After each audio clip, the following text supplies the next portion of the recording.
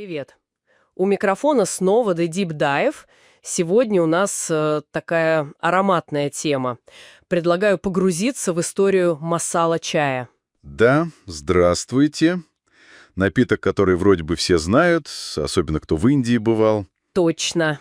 Такой согревающий, пряный, но вот история у него оказывается с сюрпризами. Еще какими. Мы как раз посмотрели пару материалов на эту тему, и там, действительно целая сага. От какого-то древнего отвара до символа Индии. И все это связано с путешествиями, с дорогами. Именно. Попробуем сегодня проследить этот путь. Отлично.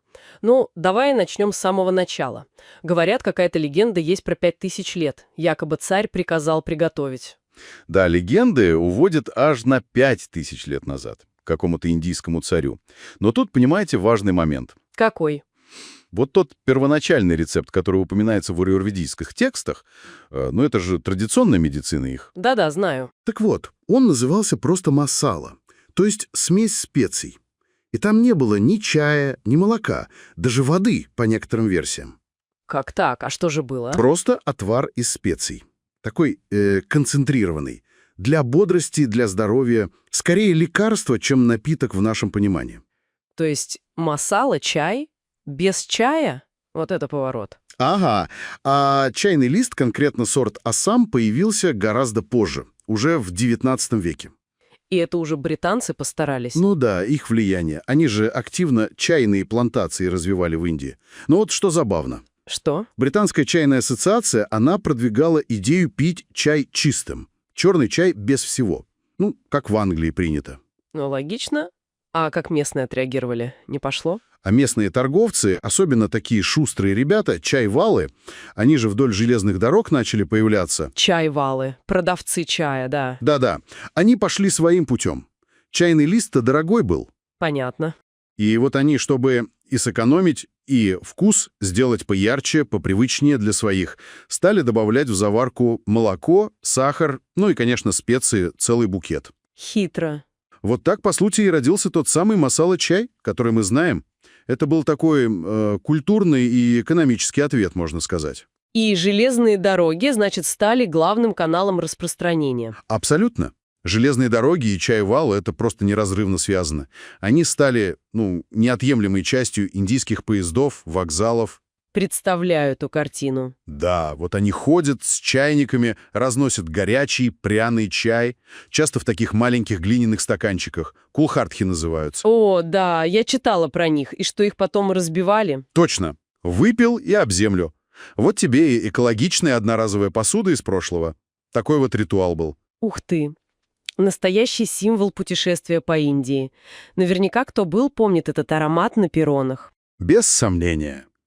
А потом уже в 20 веке, в 1930-х годах, произошел еще один, так сказать, технологический скачок. Что за скачок? Внедрили технологию CTC. Это Crush, Tear, Curl.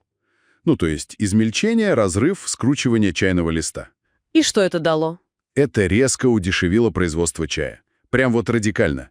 И качество стало более, стандартным, что ли. То есть чай стал доступнее? Именно.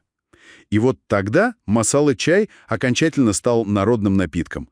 Из напитка торговцев, путешественников он превратился в то, что пьют все. В каждом доме со своими вариациями специй. Технологии, так сказать, демократизировали его. Слушай, какая удивительная история получается у простой чашки чая. Тут тебе и древние традиции, и колониализм, и торговая смекалка, и технологии, и дух странствий. Вот именно.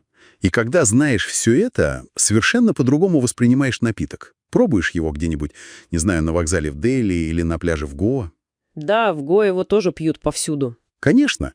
И это уже не просто чай. Это прямо часть культуры, часть истории перед тобой. И вот, кстати, интересная мысль. Как часто мы вообще задумываемся об истории привычных вещей? Масала-чай – отличный пример. Что традиции, они не застывшие, они живут, меняются. Совершенно верно. Его история — это как отражение самой Индии. Древней, но вечно меняющейся. И тут вопрос. А что важнее? Какая-то мифическая аутентичность или то, как напиток живет и радует людей прямо сейчас? Да, хороший вопрос. Кстати, о живых историях и вот таких аутентичных впечатлениях из Индии, если нашим слушателям интересны такие погружения, то очень советуем заглянуть на YouTube-канал Travel in Thailand. Да, пусть названия не смущают, там не только про Таиланд. Ребята делятся очень честными, настоящими историями из разных азиатских стран. И как раз к нашей сегодняшней теме у них есть отличный плейлист, называется «Индия, Гоа, Honest Travel Stories». Ага, там как раз собраны такие вот неглянцевые зарисовки из Гоа, где, конечно, масала-чай — важная часть атмосферы. Да, ссылочку на плейлист и на сам канал мы оставим в описании.